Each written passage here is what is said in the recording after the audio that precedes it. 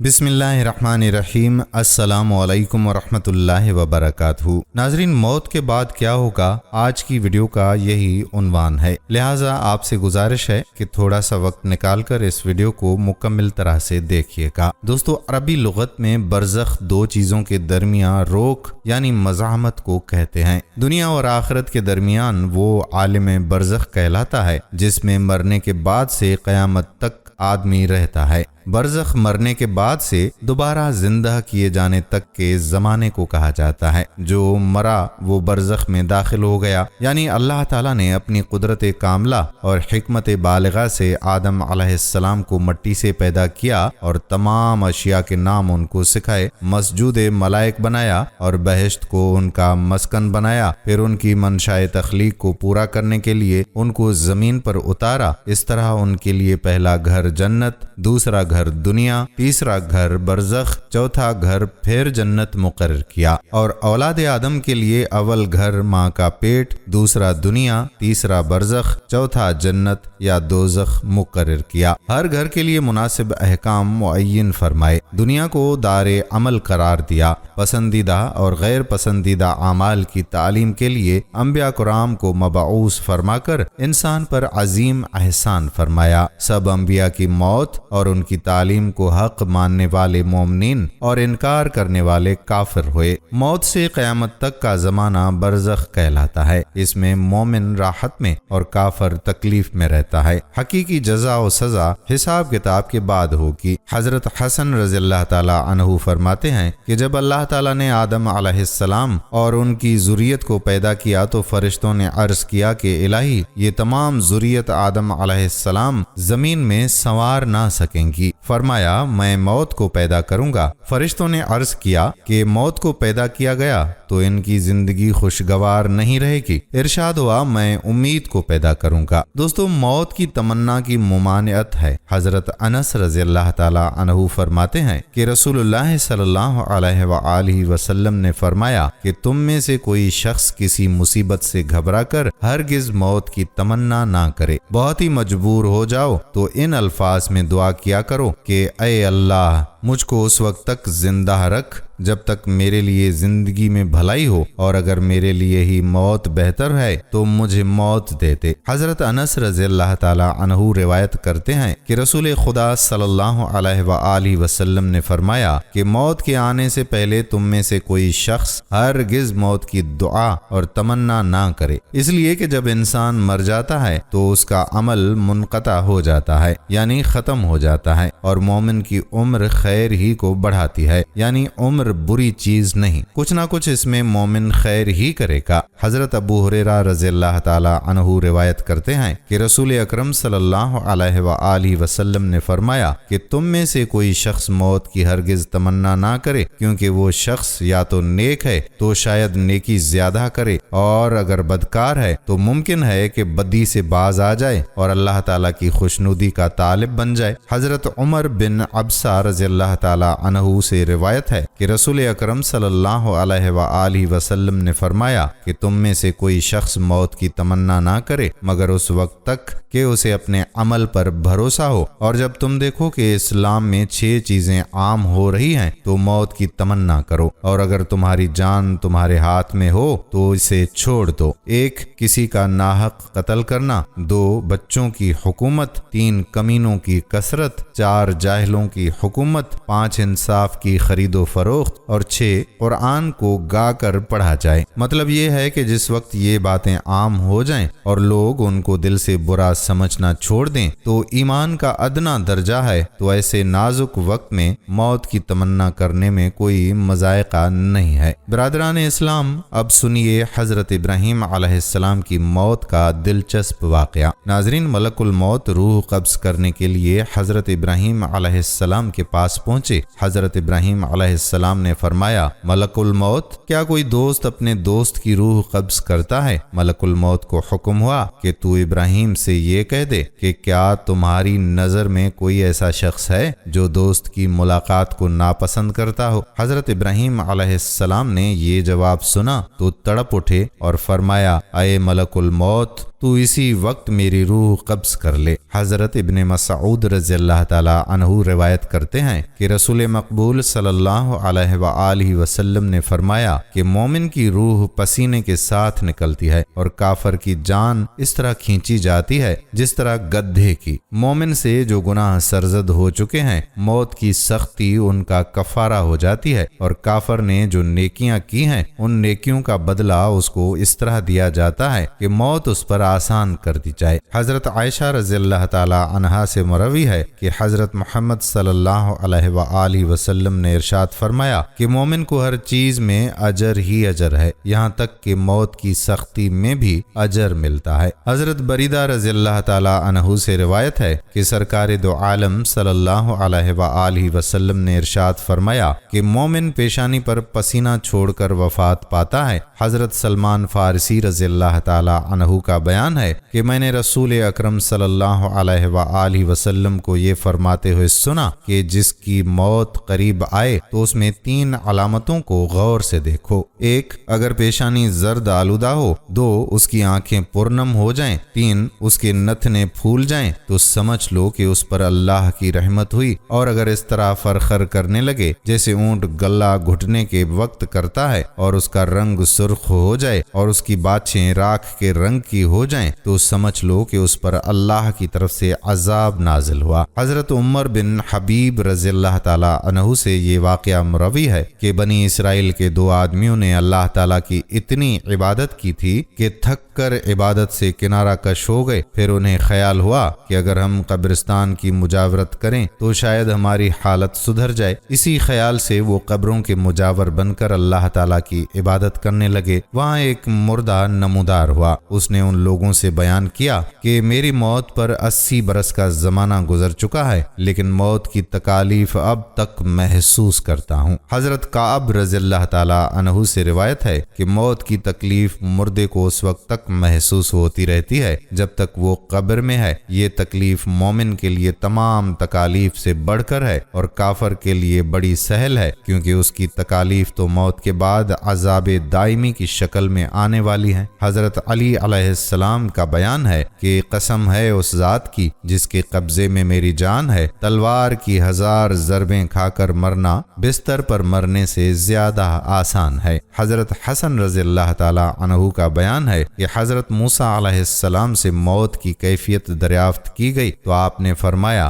कि मुझे ऐसा मालूम हुआ जैसे लोहे की कांटोंदार सीख मेरे पेट में दाखिल की गई। सीख के कांटे मेरी रगों में उलझ गए और फिर यहाँ जोर से वो सीख खींच ली गई। इस बयान पर मलकुल मौत ने कहा कि ए मूसा, अल्लाह ताला ने आप पर फिर भी आसानी की। मरवी है कि जब हजरत मूसा अलैहिस्सलाम का विसाल हुआ तो अल्लाह ताला ने पूछा कि ए मूसा, तुमने मौत की क्या कैफियत पाई? हजरत मूसा अलैहिस्सलाम ने जवाब दिया, मौत के वक्त मेरा हाल बिल्कुल उस चिड़िया जैसा था जो जिंदा कढ़ाई में तली जा रही हो कि ना मर कर राहत पाती है और ना उस तकलीफ से निजात पाकर उड़ सकती है। नाजरीन, मौत की कैफियत में हजरत मूसा अलैहिस्सलाम का ये कौल भी मुरवी है कि जाकरी में मेरा हाल बिल्कुल उस बकरी जैसा है जिसकी खाल कस्साब उतर रहा हो। हजरत अनस रज़ी अल्लाह ताला अन्हु से रिवायत है कि सरकार दो आलम सल्लल्लाहु अलैहि वसल्लम ने फरमाया कि जान निकालने के लिए फरिश्ते बंदे को घेर कर महबूस कर देते हैं। अगर ऐसा ना करें तो सकरात मौत की तकलीफ इतनी शदीद होती है कि बंदे जंगलों और मैदानों में भाग जाएं। मेरे प्यारे भाइयों और मोहतरम बहनों, शहीद को मौत के वक्त बहुत मामूली तकलीफ होती है। हजरत हसन रज़ी अल्लाह ताला अन्हु से रिवायत है कि बंदे पर वो घड़ी सबसे ज्यादा सख्त होती है जब रूह फंसली के पास पहुंचती है। उस वक्त बंदा इतना बेचैन होने लगता है कि उसका सांस ऊपर को चलने लगता है, लेकिन शहीद इससे मुस्तस्ना है। हजरत अबू कतादा रज़ी अल्लाह ताला अन्हु से रिवायत है कि रसूल खुदा सल्लल्लाहु ताला अलैहि वसल्लम ने फरमाया कि शहीद को कत्ल होने के वक्त इतनी ही तकलीफ महसूस होती है जितनी तकलीफ तुमको चूंटी के काटने से होती है। हजरत मोहम्मद बिन काब रज़ी अल्लाह ताला अन्हु से रिवायत है कि सबसे आखिर में मलकुल मौत अलैहिस्सलाम को मौत आएगी। उनसे कहा जाएगा कि اے ملکل موت تو مر جا۔ یہ سنتے ہی وہ اتنی زوردار چیخ ماریں گے کہ اگر آسمان اور زمین والے سن لیں تو دہشت سے مر جائیں۔ اس چیخ کے بعد ملک الموت علیہ السلام مر جائیں گے۔ اللہ تعالیٰ نے اتنا اور زیادہ بیان کیا ہے کہ ملک الموت کی موت ساری مخلوق کی موت سے سخت ہوگی۔ حضرت عبداللہ بن عبید بن عمیر رضی اللہ تعالی عنہ کا بیان ہے کہ میں نے حضرت عائشہ رضی اللہ تعالی عنہا سے ناگہانی موت کے بارے میں دریافت کیا کہ کیا ناگہانی موت مکروہ ہے؟ تو فرمایا کہ وہ کیسے مکروہ ہوگی؟ میں نے تو ناگہانی موت کے بارے میں رسول خدا صلی اللہ علیہ وآلہ وسلم سے دریافت کیا تو آپ صلی اللہ علیہ وآلہ وسلم نے فرمایا کہ یہ مومن کے لیے تو راحت ہے لیکن فاجر کے لیے حسرت اور نامرادی ہے، یعنی اچانک مرنا نیکوں کے لیے تو اچھا ہے لیکن بروں کے لیے برا ہے کہ توبہ اور عمل صالح کا موقع ہی نہیں ملتا۔ نزاع کے وقت کی تلقین حضرت معاذ بن جبل رضی اللہ تعالی عنہ کی روایت سے ہے کہ رسول خدا صلی اللہ علیہ وآلہ وسلم نے فرمایا کہ جس شخص کا آخری کلمہ لا الہ الا اللہ ہوگا اس کا جنت میں داخل ہونا ضروری ہے۔ حضرت ابن عباس رضی اللہ تعالی عنہ سے روایت ہے کہ نبی کریم صلی اللہ علیہ وآلہ وسلم نے فرمایا کہ تمہارے بچوں کی زبان جب کھلے تو سب سے پہلے ان کو لا الہ الا اللہ سکھاؤ اور جب ان کی موت کا وقت قریب ہو تب بھی اس کی تلقین کرو۔ جس شخص کا اول اور آخر کلمہ لا الہ الا اللہ ہوگا تو وہ اگر 1000 برس بھی زندہ رہا پھر بھی اس کو بخش دیا جائے گا۔ حضرت زید بن اسلم رضی اللہ تعالی عنہ حضرت عثمان رضی اللہ تعالی عنہ سے روایت کرتے ہیں کہ حضور صلی اللہ علیہ وآلہ وسلم نے فرمایا کہ جب تم کسی میت کے پاس حاضر ہو تو اس کو لا الہ الا اللہ کی تلقین کرو، کیونکہ جس بندے کا خاتمہ اس کلمے کے ساتھ ہوتا ہے اس کے لیے یہ کلمہ تو شاید جنت ہو جاتا ہے۔ حضرت ابو ہریرہ رضی اللہ تعالی عنہ سے روایت ہے کہ میں نے رسول اللہ صلی اللہ علیہ وآلہ وسلم کو یہ فرماتے ہوئے سنا کہ ایک شخص کی وفات کے وقت ملک الموت آئے، جب اس کے اعضاء کو چیر کر دیکھا تو کوئی نیکی کی علامت نہ ملی، پھر اس کے دل کو چیرا تو اس میں بھی کوئی چیز نہیں پائی، پھر اس کے دونوں جبڑوں کو چیر کر دیکھا تو اس کی نوک زبان کی تالیوں سے چپکی ہوئی تھی اور وہ لا الہ الا اللہ کہہ رہا تھا۔ اس کلمہ طیبہ کی برکت سے اس کی بخشش ہو گئی۔ ناظرین، مومن کی روح کو زمین و آسمان کے فرشتے مبارکباد دیتے ہیں۔ حضرت ابن عباس رضی اللہ تعالی عنہ سے خاتم الرسل حضرت محمد صلی اللہ علیہ وآلہ وسلم سے ایک طویل حدیث روایت ہے کہ جس میں بیان کیا گیا ہے کہ مومن کی روح کو آسمان و زمین کے تمام فرشتے مبارکبادیاں دے چکتے ہیں تو اللہ تعالیٰ کے جناب میں پیش ہوتے ہیں اور اللہ تعالیٰ فرماتا ہے کہ مرحبا اس روح کے لیے اور مرحبا اس جسم کے لیے جس سے یہ پاک روح نکلی ہے۔ پھر اس کو جنتی ٹھکانہ دکھایا جاتا ہے اور کہا جاتا ہے کہ جاؤ اس کو زمین کی طرف لے جاؤ، کیونکہ میرا حکم ہو چکا ہے کہ میں نے اس کو اسی زمین سے پیدا کیا اور اسی زمین میں ملاؤں گا اور اسی سے اس کو دوبارہ اٹھاؤں گا۔ رسول اللہ صلی اللہ علیہ وآلہ وسلم نے قسم کھا کر فرمایا کہ جس وقت اس روح کو جسم میں لوٹانے کا حکم ہوتا ہے اور فرشتے لے کر چلتے ہیں تو یہ لوٹنا اتنا ناگوار ہوتا ہے کہ نکالنے کے وقت بھی اس کو اتنی ناگواری کا اظہار کرتے ہوئے کہتی ہے کہ تم مجھے کہاں لے جا رہے ہو؟ کیا اس جسم کی طرف لے جا رہے ہو جس کے اندر میں تھی؟ فرشتے کہتے ہیں ہم اللہ تعالیٰ کے حکم کے تابع ہیں، اللہ تعالیٰ کا حکم ہے کہ تجھ کو اس جسم میں لوٹا دیں، چنانچہ وہ لوٹائی جاتی ہے اور اسی وقفے میں اس کے جسم کو لوگ غسل دے کر کفن میں لپیٹ چکے ہوتے ہیں۔ فرشتے اس روح کو جسم میں دوبارہ لوٹا دیتے ہیں۔ حضرت عطا خراسانی کا بیان ہے کہ بنی اسرائیل کا ایک شخص 40 سال تک محکمہ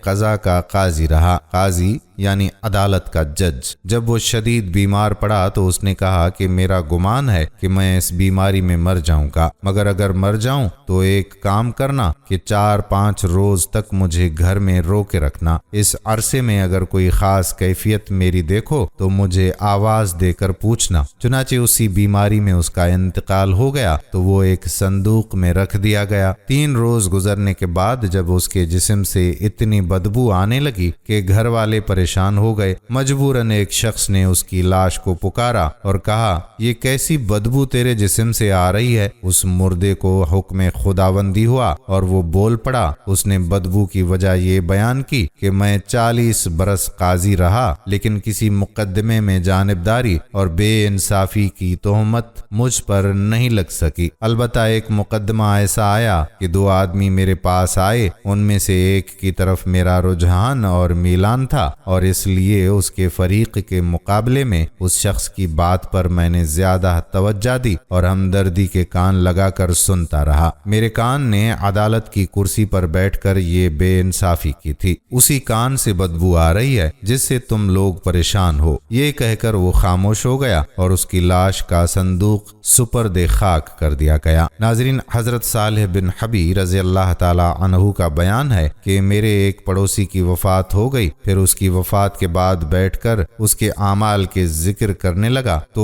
وہ شخص بول پڑا اور کہنے لگا کہ میں نے جس گناہ سے مغفرت چاہی وہ بخش دیا گیا، اور جس سے مغفرت نہ چاہی وہ جوں کا توں باقی رہا۔ میں نے انار کا ایک دانہ خیرات کر دیا تھا، اس کی وجہ سے ایک نیکی لکھی گئی۔ ایک رات میں کھڑا ہو کر نماز پڑھنے لگا، میں نے قرات بلند آواز سے کی تو میرا پڑوسی سن کر اٹھ کھڑا ہوا اور اس نے بھی نماز پڑھی، اس کے سبب سے میرے لیے بھی ایک نیکی لکھی گئی۔ ایک دن میں کچھ لوگوں میں بیٹھا ہوا تھا کہ ایک سائل آیا، میں نے اس کو 1 درہم دے دیا، لیکن یہ میں نے صرف دکھاوے کے لیے کیا تھا، میں نے اس درہم پر کوئی نیکی نہیں پائی، بس اتنا ہوا کہ میں اس کا ثواب نہیں پا سکا۔ مطلب یہ ہے کہ جو نیک عمل دکھاوے کے لیے کیا جاتا ہے اس کی دنیا میں شہرت تو ضرور ہو جاتی ہے، لیکن آخرت میں اس کا کوئی حصہ نہیں ہوتا۔ دوستو، توبہ کا وقت کب تک ختم ہو جاتا ہے؟ اب اس کے بارے میں آپ کو بتاتے ہیں۔ حضرت ابو بکر بن عبداللہ مزنی رضی اللہ تعالی عنہ سے روایت ہے کہ توبہ کا وقت بہت دراز ہوتا ہے، لیکن جب موت کے فرشتے نظر آنے لگتے ہیں تو توبہ کا وقت ختم ہو جاتا ہے اور بندہ بھی دنیا سے بے خبر ہو جاتا ہے۔ حضرت معاذ رضی اللہ تعالی عنہ سے روایت ہے کہ رسول اللہ صلی اللہ علیہ وآلہ وسلم نے بیان فرمایا کہ بنی اسرائیل میں ایک بڑا گنہگار شخص تھا، اس نے 97 انسانوں کو قتل کیا تھا۔ جب اس کو اپنی غلطی کا احساس ہوا تو ایک بار راہب کی خدمت میں حاضر ہو کر عرض کیا کہ اے راہب، میں نے کوئی برائی نہیں چھوڑی، یہاں تک کہ میں نے 97 انسانوں کو ناحق قتل کر دیا، کیا میرے لیے توبہ کی کوئی راہ نکل سکتی ہے اور توبہ قبول ہو سکتی ہے؟ راہب نے کہا کہ اب تیرے لیے معافی کی کوئی صورت نہیں ہے۔ یہ سن کر وہ شخص بڑا مایوس ہوا اور اس راہب کو بھی قتل کر کے چلا گیا۔ جاتے جاتے ایک دوسرے راہب کے پاس پہنچا اور اپنی سابقہ تمام برائیوں کو ذکر کر کے توبہ کی صورت دریافت کی۔ دوسرے راہب نے بھی اس کو نفی میں جواب دیا، چنانچہ مایوسی کے عالم میں اس نے دوسرے راہب کو بھی قتل کر دیا اور آگے بڑھا۔ ایک تیسرے راہب کے پاس پہنچا اور اس سے بھی اسی طرح اپنے گناہوں کا ذکر کیا اور توبہ کی راہ دریافت کی۔ تیسرے راہب نے بھی اس کو یہی جواب دیا کہ اب توبہ کی کوئی صورت نہیں۔ یہ سن کر اس نے تیسرے راہب کو بھی قتل کر دیا۔ اب اس قاتل کے مقتولین کی تعداد 100 ہو گئی۔ اس کے بعد ایک چوتھے راہب کے پاس آیا، اس نے اپنے جرائم کا ذکر کر کے توبہ کی صورت دریافت کی۔ اس راہب نے کہا کہ اگر میں یہ جواب دوں گا کہ جو شخص اللہ کی طرف رجوع ہوتا ہے اللہ اس کی طرف رجوع نہیں ہوتا تو یہ جھوٹ ہوگا، اس لیے میں تجھ سے کہتا ہوں کہ تو اب توبہ کر اور پھر اپنے اعمال درست کرنے کے لیے فلاں مقام کے دیر میں جا کر وہاں کے عابدوں کے ساتھ اللہ تعالیٰ کی عبادت کر۔ راہب کی یہ بات سن کر اس کو امید بندھی اور اس نے توبہ کر کے اس دیر کی راہ لی۔ جب وہ درمیانی راستے تک پہنچا تو اللہ تعالیٰ نے اپنے فرشتے کو حکم دیا اور اس کی روح وہیں راستے میں ہی قبض کر لی گئی۔ اس کے مرنے پر عذاب و رحمت کے فرشتے اس کو اٹھانے کے لیے جھگڑنے لگے۔ اچانک ایک تیسرا فرشتہ آیا اور اس نے فیصلہ کیا کہ یہ شخص جہاں سے چلا تھا اور جس گاؤں کی طرف جا رہا تھا ان دونوں جگہوں کا فاصلہ ناپو، اگر یہ تابعین کے گاؤں سے زیادہ قریب ہو تو اس کو نیکوں میں شمار کرو ورنہ گناہ گاروں میں۔ چنانچہ جب فاصلے کی پیمائش ہوئی تو ایک بالشت تابعین کے گاؤں سے زیادہ قریب تھا، اس لیے اس کو بخش دیا گیا اور رحمت کے فرشتوں نے اسے اٹھا لیا۔ حضرت ابو ہریرہ رضی اللہ تعالی عنہ نے یہ واقعہ بیان کیا کہ ایک شخص شدید بیمار ہوا، ہم لوگ اس کے پاس بیٹھے بیٹھے ہوئے تھے، اچانک بیمار بے حس اور حرکت ہو گیا۔ ہم نے اس کو مردہ سمجھ کر کپڑا ڈھانپ دیا اور اس کی آنکھوں کو بند کر دیا۔ جب ہم اس کو غسل دینے کے لیے اٹھا کے لے گئے تو اس نے حرکت کی۔ ہم سب نے کہا کہ سبحان اللہ، ہم تو سمجھتے تھے کہ تم مر چکے ہو۔ یہ سن کر اس شخص نے کہنا شروع کیا کہ بے شک میں مر چکا تھا۔ مرنے کے بعد مجھ کو میری قبر میں لے گئے۔ ایک خوبصورت اور خوشبودار آدمی نے مجھ کو قبر میں رکھ دیا۔ اچانک ایک کالی بدبودار عورت نمودار ہوئی اور اس نے میری برائیاں ایک ایک کر کے اس طرح سے گنانی شروع کی کہ میں اس سے شرمسار ہونے لگا۔ عورت سے میری بحث ہوتی رہی۔ عورت نے کہا کہ اچھا چل، تمہارا جھگڑا وہاں طے ہوگا۔ چنانچہ میں چلا اور ایک کشادہ گھر میں داخل ہوا جس میں چاندی کا ایک چبوترا تھا۔ اس کے گوشے میں مسجد تھی اور ایک شخص کھڑا ہوا نماز پڑھ رہا تھا۔ اس نمازی نے نماز میں سورہ نحل پڑھنی شروع کی اور پڑھتے پڑھتے کسی آیت پر اٹک گیا۔ میں نے اس کو لقمہ دے دیا۔ جب وہ نماز سے فارغ ہوا تو اس نے مجھ سے دریافت کیا کہ کیا تجھے یہ سورت یاد ہے؟ میں نے کہا کہ ہاں۔ یہ سن کر اس نے اپنے تکیے کے نیچے سے ایک کتاب نکالی اور پڑھنے لگا۔ اسی وقت وہ کالی عورت جلدی سے اس کے پاس آ کر کہنے لگی کہ اس نے یہ برائی کی، وہ برائی کی، اور وہ خوبصورت خوشبودار شخص بھی آ گیا۔ اس نے عورت کی تردید کرتے ہوئے میری خوبیاں گنانی شروع کر دیں۔ اس پر اس مسجد کے ایک نمازی نے کہا کہ بندے نے اپنی جان پر ظلم کیا ہے، لیکن اللہ تعالیٰ نے اس کی برائیوں کو درگزر فرما دیا۔ مزید کہا کہ ابھی اس شخص کی موت نہیں آئی ہے، ابھی تو پیر کے دن اس کی موت آئے گی۔ حضرت ابو ہریرہ رضی اللہ تعالیٰ عنہ کہتے ہیں کہ اس بیمار شخص نے کہا کہ تم لوگ اس واقعے کو سامنے رکھ کر خیال رکھنا، اگر میری وفات پیر کے دن ہوئی تو مجھے امید ہے کہ میں نے جو کچھ دیکھا ہے وہ سچ ہے اور مجھے نجات ملے گی، اور اگر میں پیر کے دن نہ مرا تو سمجھنا کہ میں نے جو کچھ دیکھا اور کہا وہ محض بیماری کا ہذیان تھا۔ چنانچہ وہ شخص پیر تک اچھا رہا اور پیر کے دن عصر کے بعد اس کا انتقال ہو گیا۔ ناظرین، کیا قبر کی مٹی نطفے میں شامل ہوتی ہے؟ اس حوالے سے حضرت ابو ہریرہ رضی اللہ تعالی عنہ سے روایت ہے کہ نبی کریم صلی اللہ تعالی علیہ وآلہ وسلم نے ارشاد فرمایا کہ ہر بچے پر اس کی قبر کی مٹی چھڑکی جاتی ہے۔ حضرت ابن مسعود رضی اللہ تعالی عنہ سے روایت ہے کہ جو فرشتہ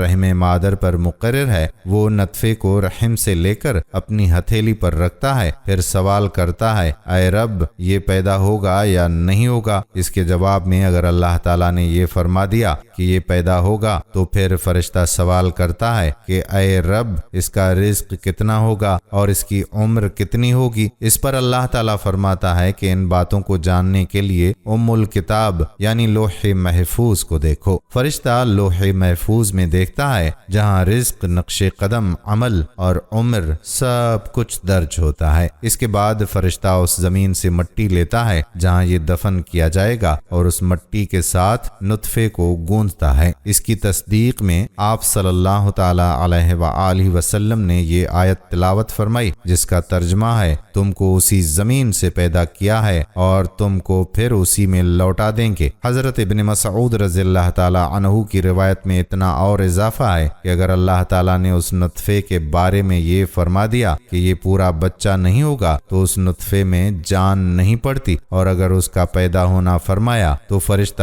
اس کے مذکر اور مؤنث، نیک و بد، عمر اور رزق کا سوال کرتا ہے جو لوح محفوظ میں ملتا ہے۔ وہ پیدا ہو کر اپنے گھر والوں میں رہتا ہے لیکن موت کے بعد اسی جگہ دفن ہوتا ہے جہاں کی مٹی نطفے میں شامل ہوتی ہے۔ حضرت ابن مسعود رضی اللہ تعالی عنہ سے روایت ہے کہ حضور صلی اللہ علیہ وآلہ وسلم نے فرمایا کہ بندے کی موت جس زمین پر مقدر ہے تو وہ جگہ کتنی ہی دور ہو وہاں لے جانے والی ضرورت بھی مقدر کر دی جاتی ہے۔ بندہ وہاں جاتا ہے اور پھر وہیں اس کی روح قبض کی جاتی ہے۔ قیامت کے دن وہ زمین روح سے کہے گی کہ یہ وہ جسم ہے جو میرے پاس تو نے بطور امانت چھوڑا تھا۔ حضرت ابو ہریرہ رضی اللہ تعالی عنہ سے روایت ہے کہ نبی کریم صلی اللہ علیہ وآلہ وسلم نے ارشاد فرمایا کہ اپنے مردوں کو نیک لوگوں کے پاس دفن کیا کرو۔ مردہ برے پڑوسی سے اسی طرح ایذا محسوس کرتا ہے جس طرح زندہ آدمی برے پڑوسی سے ایذا پاتا ہے۔ حضرت عبداللہ بن نافع مزلی رضی اللہ تعالی عنہ واقعہ بیان فرماتے ہیں کہ ایک شخص مدینہ میں فوت ہوا اور دفن کیا گیا۔ ایک آدمی نے اس میت کو خواب میں دیکھا، گویا وہ اہل دوزخ میں سے ہے۔ یہ دیکھ کر اس آدمی کو بڑا غم ہوا۔ پھر ایک ہفتے کے بعد دوبارہ اس آدمی نے اس میت کو خواب میں دیکھا۔ اس مرتبہ ایسا معلوم ہوا گویا وہ اہل جنت میں سے ہے۔ اس آدمی نے اس میت سے اس تبدیلی کی وجہ دریافت کی تو اس نے بتایا کہ ہمارے درمیان ایک آدمی کو لوگوں نے دفن کیا ہے۔ اس نیک آدمی نے اپنے 40 پڑوسیوں کے لیے سفارش کی اور میں بھی انہی 40 میں شامل ہوں، اس لیے میرے ساتھ جنتیوں والا معاملہ کیا گیا۔ حضرت معاویہ بن سالم رضی اللہ تعالی عنہ سے روایت ہے کہ حضرت عمر بن عبدالعزیز رضی اللہ تعالی عنہ کی وفات کا وقت قریب آیا تو آپ نے لوگوں کو وصیت کی کہ میری قبر زیادہ گہری نہ کھودنا، کیونکہ زمین کا اوپری حصہ بہتر ہے اور نچلا حصہ شر سے بھرا ہوا ہے۔ ناظرین، لوگ مردوں کو کیوں بھول جاتے ہیں؟ اس حوالے سے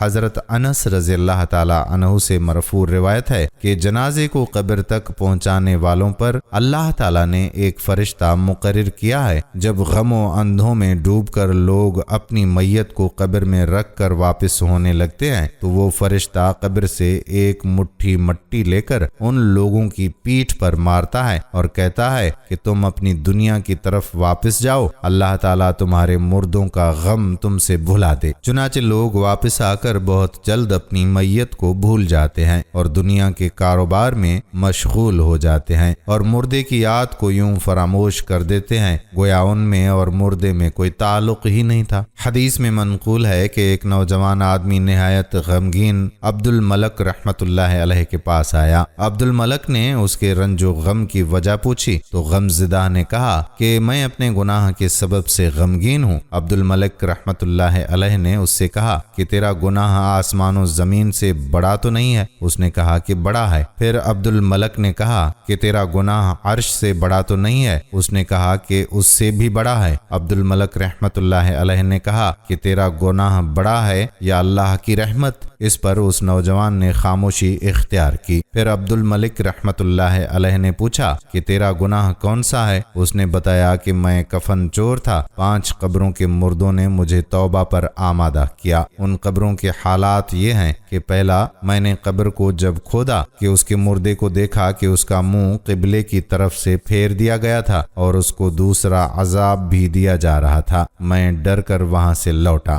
حاطف غیبی نے آواز دی کہ تو اس مردے سے کیوں نہیں پوچھتا کہ وہ عذاب میں کس وجہ سے گرفتار ہے؟ میں نے جواب دیا کہ یہ بات میں نہیں پوچھ سکتا۔ چنانچہ اس تاحف نے بتایا کہ یہ شخص نماز کو حقیر سمجھتا تھا، اس لیے اس کو عذاب ہو رہا ہے۔ دوسرا واقعہ یہ ہے کہ میں نے ایک دوسری قبر کھودی تو دیکھا کہ اس قبر کا مردہ توق اور بیڑیوں سے جکڑا ہوا تھا۔ میں یہ دیکھ کر ڈر سے لوٹنے لگا۔ حاطف غیبی نے پکار کر مجھ سے کہا کہ تو اس مردے سے عذاب کا سبب کیوں نہیں پوچھتا؟ میں نے کہا یہ سوال میری قدرت سے باہر ہے۔ حاطف نے کہا یہ شراب پیتا تھا، اللہ کی حرام کی ہوئی چیز کو اس نے حرام نہیں کیا۔ تیسرا واقعہ، میں نے ایک تیسری قبر کھودی تو دیکھا کہ اس کا مردہ آگ کی میخوں سے بندھا ہوا تھا اور اس کی زبان گدی کی طرف نکلی ہوئی تھی۔ میں ڈر کر واپس ہونے لگا تو حاطف غیبی سے آواز آئی کہ میت سے اس کی وجہ کیوں نہیں پوچھتا؟ میں نے کہا سوال کی مجھ میں طاقت نہیں۔ اس نے کہا کہ یہ لوگوں کے مال دبانے کی کوشش کرتا تھا۔ چوتھا واقعہ، میں نے ایک چوتھی قبر کھودی، دیکھا کہ مردہ آگ میں جل رہا تھا اور فرشتے اس کو مار رہے تھے اور وہ چیخ رہا تھا۔ میں ڈر کر واپس ہونے لگا۔ حاطف غیبی نے آواز دی اور کہا کہ تو مردے سے اس عذاب کی وجہ کیوں نہیں پوچھتا؟ میں نے کہا سوال کی مجھ میں قوت نہیں۔ حاطف نے بتایا کہ یہ جھوٹا شخص تھا اور جھوٹی قسمیں کھایا کرتا تھا۔ پانچواں واقعہ، میں نے ایک 5ویں قبر کھودی تو دیکھا کہ فرشتے اس مردے کو آگ کے ستون سے مار رہے تھے اور مردہ خوب چلا رہا تھا۔ میں ڈر کر واپس ہونے لگا تو حاطف غیبی نے پکار کر کہا کہ تو اس عذاب کا سبب کیوں نہیں پوچھتا؟ میں نے کہا کہ میرے اندر اتنی طاقت نہیں ہے۔ پھر حاطف غیبی نے خود بتایا کہ یہ کھلنڈرا تھا، شطرنج وغیرہ کھیلا کرتا تھا، حالانکہ اللہ کے رسول صلی اللہ علیہ وآلہ وسلم نے اسے منع فرمایا ہے۔ مطلب یہ کہ قبر کا عذاب دل، آنکھ، کان، زبان، پیٹ پیٹ، شرمگاہ، ہاتھ، پاؤں اور سارے بدن کے گناہوں کے سبب سے ہوتا ہے، اور ان اعضاء سے جو نیک کام ہوتے ہیں ان پر اجر ملتا ہے۔ حدیث شریف میں ہے کہ رسول خدا صلی اللہ علیہ وآلہ وسلم نے فرمایا کہ جب دو مسلمان اپنی تلواروں کے ساتھ ایک دوسرے پر حملہ آور ہوتے ہیں، پھر کوئی ایک مقتول ہو جاتا ہے تو قاتل اور مقتول دونوں آگ میں جاتے ہیں۔ پوچھا گیا کہ قاتل تو قاتل ہے، مقتول کیوں آگ میں جاتا ہے؟ اس پر حضور اکرم صلی اللہ علیہ وآلہ وسلم نے ارشاد فرمایا، وہ بھی تو قتل کرنے کے ارادے سے ہی آیا تھا۔ ابن حجز مکی کا بیان ہے کہ عبد الباسط نامی ایک شخص قاضی شہر کا چپڑاسی تھا۔ وہ شروع میں بہت غریب تھا، مگر اس نے ناجائز ذرائع سے خوب دولت سمیٹی، لیکن جب وہ مر گیا اور دفن کر دیا گیا تو دفن کرنے کے بعد قبر ذرا سی کھل گئی۔ ہم نے دیکھا کہ ایک زنجیر کے اندر ایک بڑے سانپ کو اس کی لاش سے باندھ دیا گیا ہے۔ ہم نے ڈر کر قبر پر مٹی ڈال دی اور عبرت لے کر گھر کو لوٹے۔ ابن جوزی رحمت اللہ علیہ نے روایت بیان کی ہے کہ حضرت عیسیٰ علیہ السلام اپنے ساتھیوں کے ہمراہ جا رہے تھے، راستے میں کسی مردے کی ایک کھوپڑی نظر آئی۔ آپ کے ساتھیوں نے درخواست کی کہ اے روح اللہ، آپ اللہ تعالیٰ سے دعا فرمائیں کہ اس کھوپڑی کو قوت گویائی عطا فرما دے اور یہ کھوپڑی گزرے ہوئے عجیب واقعات ہم کو سنا دے، اس سے ہم کو عبرت حاصل ہوگی۔ حضرت عیسیٰ علیہ السلام نے 2 رکعت نماز پڑھی اور اللہ تعالیٰ سے دعا کی۔ آپ کی دعا قبول ہوئی اور کھوپڑی بول اٹھی کہ پوچھئے کیا پوچھتے ہیں؟ اللہ تعالیٰ کا حکم ہے کہ میں آپ کی باتوں کا جواب دوں۔ آپ نے پوچھا تو اس دنیا میں کون سی شخصیت رکھتا تھا؟ کھوپڑی نے جواب دیا کہ میں اس زمین کا بادشاہ تھا، 1000 برس زندہ رہا، 1000 اولاد مجھ سے ہوئی، 1000 شہر فتح کیے، 1000 لشکروں کو شکست دی اور 1000 بادشاہوں کو قتل کیا۔ بالآخر اس فاتح زمانہ کو موت آئی۔ میں نے اچھی طرح یہ معلوم کر لیا کہ زہد و تقوی سے بڑھ کر کوئی دولت نہیں، اور حرص و طمع میں ہلاکت ہی ہلاکت ہے، اور اللہ تعالیٰ کی تقدیر پر راضی رہنے میں سب سے بڑی عزت ہے۔ ناظرین، حضرت ابن مسعود رضی اللہ تعالیٰ عنہ کا بیان ہے کہ جس نے سورۃ الملک کو ہر رات پڑھا اس کو اللہ تعالیٰ عذاب قبر سے بچا لے گا۔ حضرت ابن مسعود رضی اللہ تعالیٰ عنہ سے یہ بھی مروی ہے کہ سرکار دو عالم صلی اللہ تعالیٰ علیہ وآلہ وسلم نے ارشاد فرمایا کہ ایک شخص کا انتقال ہوا تو اس کے دل میں بجز سورہ تبارک الذی کے اوپر کوئی حصہ قرآن کا نہ تھا۔ جب وہ شخص قبر میں رکھا گیا تو ایک فرشتہ اس کے پاس آیا، سورہ تبارک الذی اس شخص کے پاس آ کر کھڑی ہو گئی۔ فرشتے نے اس سے کہا کہ بے شک تو خدا کی کتاب کا جزو ہے اور میں تیری ناخوشی کو پسند نہیں کرتا، لیکن میں تو اس مردے کے لیے یا خود اپنی مرضی کے لیے کسی نفع اور نقصان کا مالک نہیں ہوں۔ اگر تو اس مردے کو بچانا چاہتی ہے تو اللہ تعالیٰ کی جناب میں جا کر اس کی سفارش کر۔ یہ سن کر سورہ رب کے حضور گئی اور درخواست کی کہ اے خدا، فلاں شخص نے تیری کتاب میں سے مجھ کو پڑھا تو کیا پھر بھی اس کو عذاب دیا جائے گا حالانکہ میں اس کے پیٹ میں ہوں؟ اگر تیرا ارادہ اس کو عذاب دینے کا ہے تو مجھ کو اپنی کتاب میں سے مٹا لے۔ اللہ تعالیٰ کی طرف سے جواب ملتا ہے کہ میں دیکھتا ہوں کہ تو بہت خفا ہو گئی ہے۔ سورہ کہتی ہے کہ مجھے حق ہے کہ میں اس صورتحال سے خفا ہو جاؤں۔ پھر خدا تعالیٰ فرماتا ہے کہ اچھا جا، میں نے اس کو اور تجھ کو بخش دیا، تیری سفارش اس کے حق میں قبول کر دی۔ سورہ اپنے مردہ ساتھی کے پاس آتی ہے اور فرشتہ عذاب کو جھڑ وہاں سے ہٹا دیتی ہے۔ پھر سورہ اپنا منہ اس مردے کے منہ پر رکھتی ہے اور کہتی ہے کہ مرحبا، مبارکباد ہے اس منہ کو جس نے بار بار مجھے پڑھا، مرحبا اس سینے کو جس نے مجھے یاد رکھا، مرحبا ان پاؤں کو جو میری تلاوت کو کھڑے ہوئے۔ اسی طرح سورہ تبارک الذی قبر میں تسلی اور انسیت کی باتوں سے مردے کی وحشت اور خوف کو دور کرتی ہے۔ حضرت انس رضی اللہ تعالی عنہ کا بیان ہے کہ رسول اللہ صلی اللہ علیہ وآلہ وسلم نے جب یہ حدیث بیان فرمائی تو لوگوں کا یہ حال ہوا کہ چھوٹے بڑے، آزاد غلام، غرض تمام لوگوں نے سورہ تبارک الذی کو یاد کر لیا۔ رسول اللہ صلی اللہ تعالی علیہ وآلہ وسلم نے اس سورہ کا نام منجار رکھا، یعنی نجات دینے والی۔ اور دوستو اب سنیے ایک خراسانی کا واقعہ۔ حضرت حامد بن یحییٰ بن سلیم سے روایت ہے کہ مکہ میں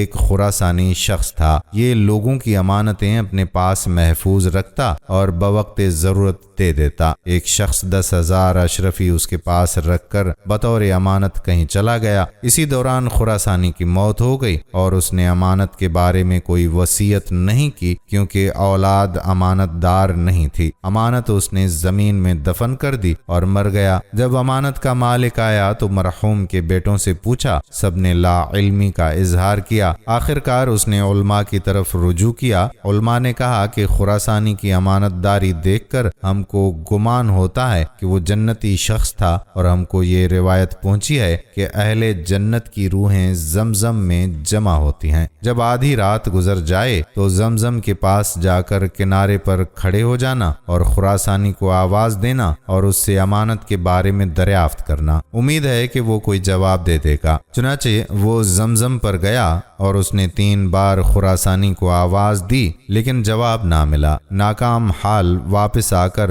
انہی علماء سے کہا تو سب نے انا للہ و انا الیہ راجعون پڑھا۔ علماء نے کہا کہ افسوس، ہمارا گمان ہے کہ وہ خراسانی دوزخی ہے، اس لیے اہل جنت کی روحوں کے پاس اس کی روح نہیں ہے۔ اچھا، اب تو یمن کی طرف جا، وہاں ایک وادی ہے جس کا نام برہوت ہے اور اس میں کنواں ہے جس کو بہوت کہتے ہیں۔ اس میں دوزخیوں کی روحیں جمع ہوتی رہتی ہیں، وہاں جا کر آدھی رات کو آواز دے، وہاں جواب ملے گا۔ وہ شخص وہاں گیا اور خراسانی کا نام لے کر پکارا اور اپنا نام بھی لیا کہ میں فلاں شخص ہوں۔ پہلی ہی آواز میں خراسانی نے جواب دیا اور امانت کے بارے میں کہا کہ تیری اشرفیاں میرے گھر کے دروازے کی چوکھٹ کے نیچے ہیں۔ اس نے آ کر چوکھٹ کے پاس زمین کھودی تو امانت نکل آئی اور خراسانی نے جو بات بتائی تھی وہ صحیح ثابت ہوئی۔ حضرت شیخ عمر بن غارث رحمت اللہ علیہ نے حکایت بیان کی ہے کہ میں ایک شخص کے جنازے میں شریک ہوا۔ یہ شخص بڑا بزرگ تھا۔ جب ہم نے ان کی نماز جنازہ ادا کر لی تو ہم نے دیکھا کہ اچانک زمین اور آسمان کے درمیان پوری فضا پرندوں سے بھر گئی۔ پرندوں میں سے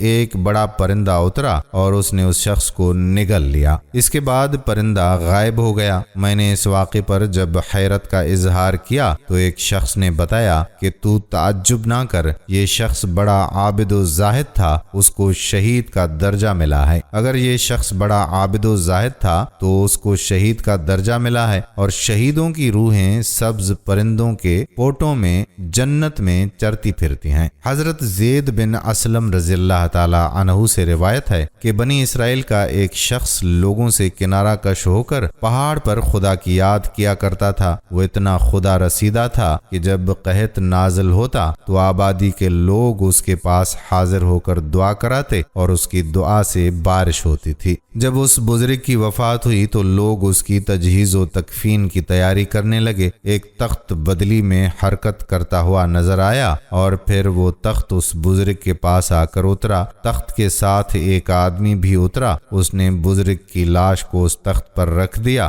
پھر تخت آسمان کی طرف اٹھنے لگا۔ لوگ اس تخت کو دیکھ ہی رہے تھے کہ آسمان کی بلندیوں میں وہ غائب ہو گیا۔ حضرت ابو ہریرہ رضی اللہ تعالی عنہ سے روایت ہے کہ رسول اکرم صلی اللہ تعالی علیہ وآلہ وسلم نے فرمایا کہ مومن کی روح وفات کے بعد اپنے قرض کی وجہ سے معلق رہتی ہے، وہ بغیر قرض ادا کیے ہوئے جنت میں نہیں جا سکتی۔ حضرت انس رضی اللہ تعالی عنہ سے روایت ہے کہ ہم لوگ نبی کریم صلی اللہ علیہ وآلہ وسلم کی خدمت اقدس میں حاضر تھے۔ اسی درمیان ایک جنازہ آیا اور آپ سے نماز جنازہ پڑھنے کی درخواست کی گئی۔ آپ صلی اللہ تعالی علیہ وآلہ وسلم نے پوچھا کہ کیا اس مردے کے ذمے کوئی قرض ہے؟ بتایا گیا کہ ہاں۔ فرمایا ایسا شخص جس کے اوپر قرض ہے، اس کی نماز جنازہ پڑھنے سے کیا فائدہ ہوگا؟ اس کی روح تو قبر میں معلق ہے، آسمان پر نہیں چڑھ سکتی۔ اگر کوئی شخص اس کے قرض کا ضامن ہو تو میں نماز پڑھوں، ورنہ نہیں، کیونکہ میری نماز جنازہ اس کو اسی وقت فائدہ دے سکتی ہے جبکہ کوئی اس کا قرض ادا کر دے یا ادا کرنے کی ضمانت لے لے۔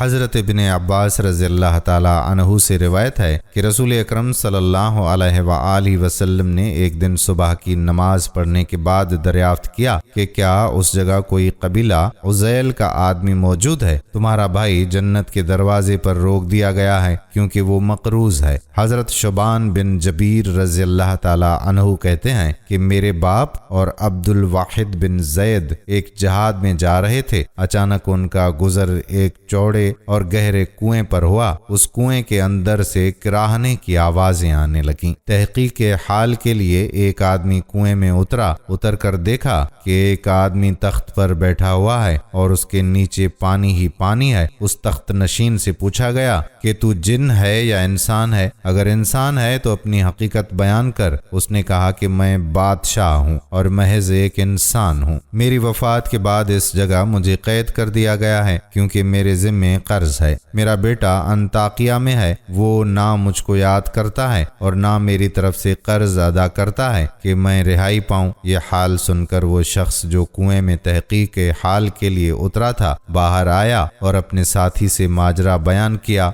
दोनों ने तय कर लिया कि चलकर जहाद करेंगे और माले गनीमत से उसका कर्ज अदा कर देंगे। चुनाचे उन्होंने कर्ज अदा कर दिया। वापसी पर कुएं के पास आए तो वहां वो कुएं में मौजूद नहीं था, वहीं वो लोग सो गए। आखिर ख्वाब में वो आदमी आया और कहा कि अल्लाह तुमको जज़ाए खैर दे, तुमने कर्ज अदा कर दिया, अब मैं जन्नत में आ गया हूँ। मेरे प्यारे भाइयों और मोहतरम बहनों, मौत दर मौत के बाद के हालात व वाक़यात अभी आपने सही रिवायात की रोशनी में सुने। उम्मीद करते हैं कि ये वीडियो आपको अच्छी लगी होगी। अगर वीडियो अच्छी लगी है तो अपने दोस्तों के साथ इस वीडियो को शेयर जरूर कीजिएगा। क्या पता कि ये सारी बातें सुनकर किसी का ईमान ताज़ा हो जाए और वो राह रास्त पर आ जाए। अल्लाह से दुआ है कि अल्लाह पाक हमें मौत से पहले मौत की तैयारी करने की तौफीक अता फरमाए। आमीन सुम्मा आमीन या रब्बल आलमीन। आने वाली वीडियो तक अपने मेज़बान कादिर बख्श कल्होड़ो को इजाज़त दीजिए। अल्लाह हाफिज।